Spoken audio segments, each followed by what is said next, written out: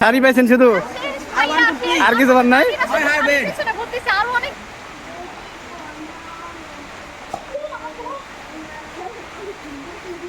তো আপনারা সবাই জানেন ইতিমধ্যে বাংলাদেশে শেখ হাসিনা পদত্যাগ করছে, আর পদত্যাগ করে সে আমাদের ইন্ডিয়ার মধ্যে চলে এসেছে।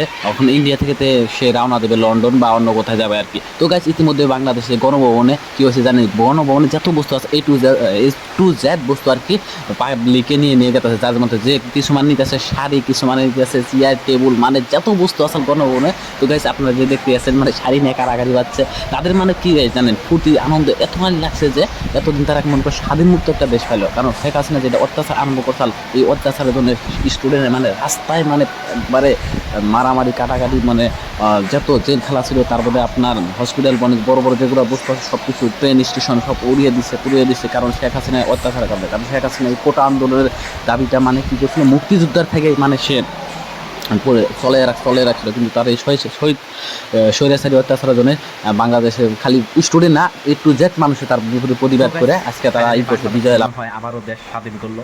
কারণ এতখানি স্টুডেন্টরা মানে খুশি হয়েছে, মানে আনন্দের মধ্যে হয়েছে, উল্লাস হয়েছে, মানে দেশের থেকে মানে একটা বিছানুমুক্ত করলো।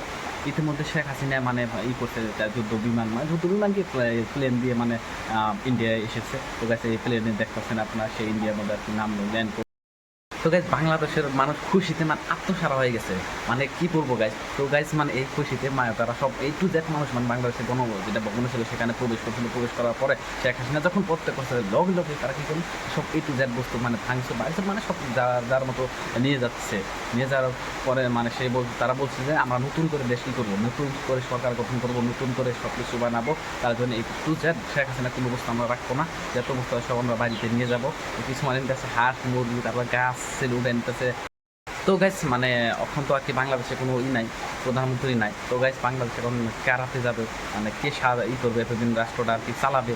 তো গাইস মানে এখন মন্ত্রী হয় না, ফয়সালা হয় নাই। এখন বাংলাদেশে যে রাষ্ট্রপতি আছে তারাতে মানে বর্তমানে এই কয়েকদিনের জন্য আর কি বুঝাই দেওয়া হবে যে দেশটা তুমি আর কি করো, পরিচালনা করো। যখন মানে পাবলিকে সব শান্ত হবো, তারপরে পাবলিকে মানে ছাত্ররা বলছে যে আমরা নিজেই মানে করবো, কাকে দেওয়া যাবে। তো ছাত্ররা নিজেই মানে একটা আর কি সবাই মিলে আর কি বলবো অনুষ্ঠান করবো, করার পরে সবাই আর কি ভোট দিব। আবারও ভোট সিস্টেমও হবে, কারণ যেহেতু এটা আপনার গণতন্ত্র দেশ, মানে ভোট সিস্টেম ভোট দেওয়ার পরে আর কি সবাই অ্যাডজাস্টে আবার সরকার গঠন করার জন্য কী হবে, একটি হবে।